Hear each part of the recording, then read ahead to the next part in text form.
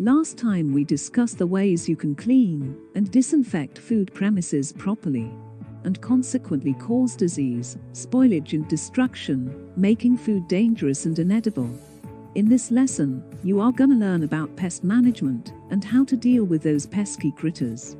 We are almost to the end of the course, so let's begin. Food pests are organisms which eat or live in our food supplies.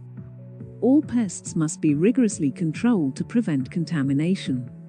And your job as a supervisor is to ensure that this happens, maintaining the very highest standards of hygiene and cleanliness. The commonest pests are mammals, birds and insects that live alongside humans and have adapted to live in our food business premises. The most frequently encountered are cockroaches, flies, beetles, weevils, ants, birds, mice, and rats. Birds are a problem around warehouses, factories and bakeries. They provide living space and plentiful food for gulls, pigeons, starlings and sparrows. They cause contamination by eating human food and leaving their bacteria-ridden droppings on them. Salmonella and Campylobacter are the most common.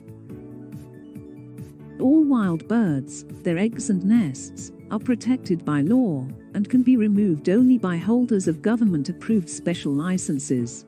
Use precautionary measures such as protective netting, scaring, hawking or bird-proofing to protect your food and the premises.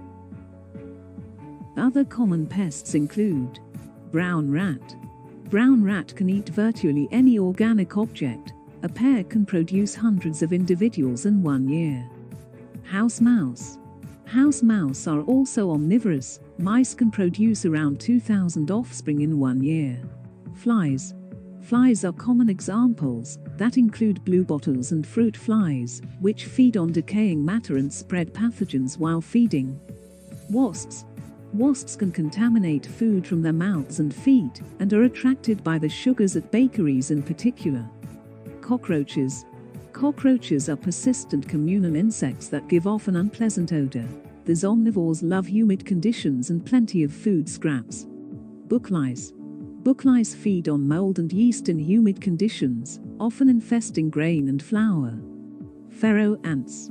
Pharaoh ants are tiny ants that infest ducts and hot buildings such as hospitals and infest sugar and protein-rich foods. Weevils, beetles and moths. They are often brought in with ingredients and prone to infest flour, beans and other dried products.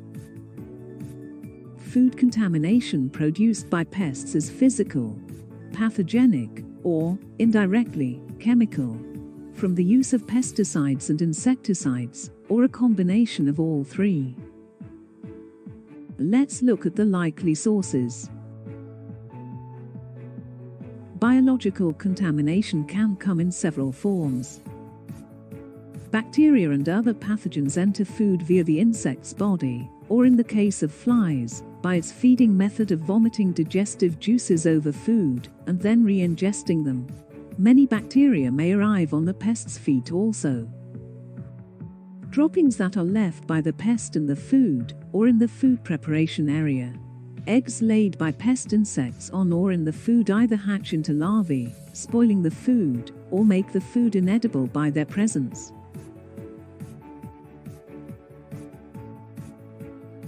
Physical contamination involves bodies and body parts lost when insects die or shed their skins, hair or fur shed by rodents, feathers lost by birds or falling from their roost sites or nests, feces dropped by all pests on or in food or around the premises. Foreign objects can be dragged into the premises or even stored food by rodents. Lastly, chemical contamination entails the biggest source is misapplication or abuse of chemical baits and poisons. Pesticides may be left out without being disposed of properly. Laying baits or spraying insecticides in food preparation areas. Rodents can drag baits or poisoned food into food areas. Rat urine can pass on Wales disease, which is a serious infection. Pests must be prevented from entering or living in a food premises, and therefore have to be controlled. A serious pest problem is termed an infestation. Such infestations must be rooted out immediately by any legal means necessary, usually by eradication. Physical controls generally trap the pests and either kill them, or enable them to be removed from the premises, and include traps, bird scarers, flypaper, etc. Chemical controls fall into categories such as poisons, repellents, insecticides, pesticides, etc. Just being clean and tidy will significantly reduce the amount of livable habitat available for pests. You can also leave traps and bait boxes on premises, inform your cleaners to do this too, but don't leave food out in the open, and clear up spillages immediately, etc. We cannot stress this enough, but the best control method is eternal vigilance, observing all the correct protocols in your HACCP-based FSMS. Pests need shelter and food.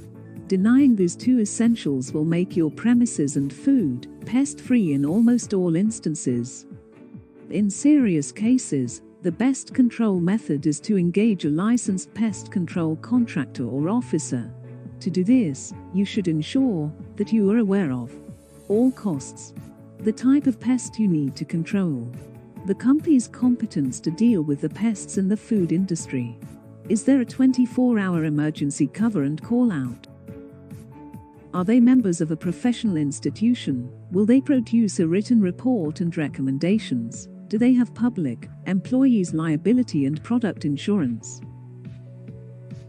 Lastly, as a supervisor, you and your staff must be able to recognize the signs of pest presence or infestation.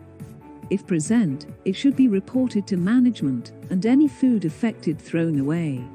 Staff should be instructed on all the information in this module by the supervisor, and be tested on their knowledge. You must contact your pest control contractor at the first sign of a problem, and accompany them throughout their inspection.